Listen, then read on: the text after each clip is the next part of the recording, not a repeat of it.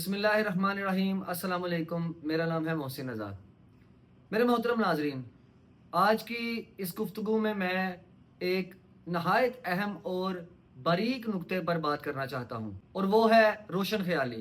हमारे मुआशरे में आम तौर पर रोशन ख्याली का मतलब ये समझा जाता है कि आदमी हर कैद से आज़ाद हो जाए, या मगरबी सोच को अपना ले, या महज किसी दिए को जलाकर अलामती अंदाज में सोचने का नाम दिया जाए।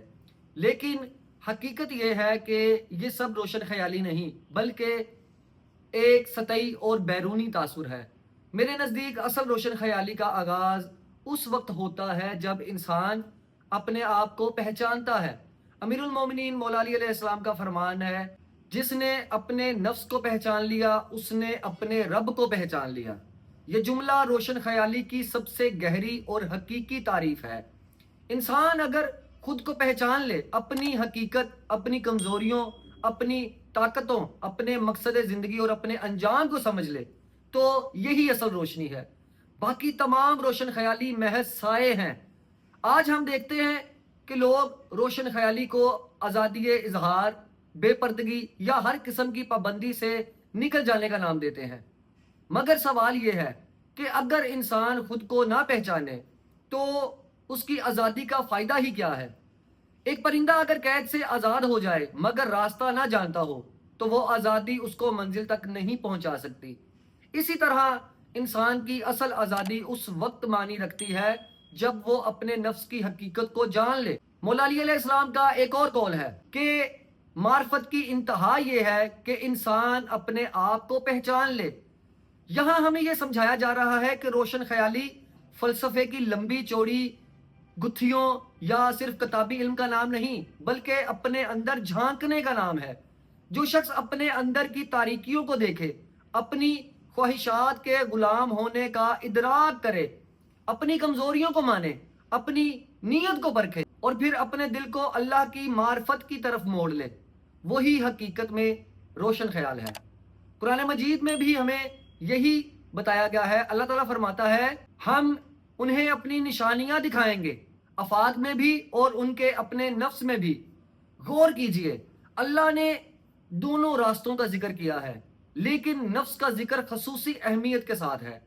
इसका मतलब है कि जो रोशनी इंसान को अपने अंदर मिलती है वही हकीकी रोशनी है। मेरे अजीजों, हमारे मुआशरे में एक अलमिया यह है कि लोग अपने आप से गाफिल हैं। वो बाहर की दुनिया को जानने की कोशिश करते हैं, दूसरों पर तनकीद करते हैं, नजरियात की बहसों में पड़ जाते हैं, मगर अपने दिल की दुनिया को नहीं देखते। हालांकि इमाम अली अलैहिस्सलाम फरमाते हैं, दवाओं को अपने अंदर ही तलाश करो, तुम्हारी बीमारी भी तुम्हारे अंदर है और तुम्हारा इलाज भी तुम्हारे अंदर है। ये कितना अजीम जुमला है। यानी इंसान अगर हकीकतन रोशन ख्याल बनना चाहता है तो उसे सबसे पहले अपने अंदर की बीमारियों को पहचानना होगा। तकब्बुर, हसद, कीना, लालच, खुदगर्जी, ये सब तारीकियां हैं। अगर ये दूर ना हो तो बाहर की कोई रोशनी अंदर नहीं जा सकती। रोशन ख्याली का एक और मतलब है अपने मकसद हयात को समझना। आज के नौजवान ये समझते हैं कि जदीद लिबास, जदीद ज़बान या टेक्नोलॉजी से वाबस्तगी यही रोशन ख्याली है।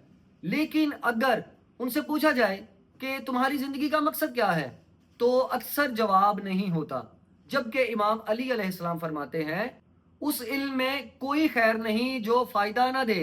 असल इल्म वही है जो इंसान को अपने रब और अपनी हकीकत तक ले जाए। यही हकीकी रोशन ख्याली है। मेरे नज़दीक रोशन ख्याली ये है कि इंसान अपने वजूद को समझे कि वो कहाँ से आया है और कहाँ जाना है। दुनिया की चमक दमक, दौलत और शोहरत सब आर्जी हैं। असल हकीकत उस चिराग को जलाने में है जो दिल के अंदर है। यही चिराग मार्फत इलाही का है और यही चिराग इंसान को कब्र की अंधेरी रात में भी रोशनी देगा।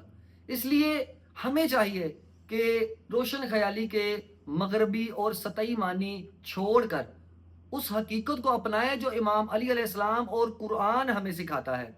अपने नफ्स की मार्फत, अपनी कमजोरियों का एतराफ, अपने रब की याद, अपने मकसद का शऊर, यही असल रोशन ख्याली है। आखिर में मैं यही कहूँगा कि अगर आप चाहते हैं कि आपका दिल वाकई मुनव्वर हो, تو سب سے پہلے اپنے نفس کو پہچانیے، اپنی خامیوں کو دور کیجیے اور اللہ کی معرفت کے چراغ کو دل میں روشن کیجیے۔ یہی چراغ آپ کو دنیا میں سکون، آخرت میں نجات اور روحانی طور پر حقیقی آزادی عطا کرے گا۔ اسی کے ساتھ مجھے دیجیے اجازت۔ اللہ حافظ۔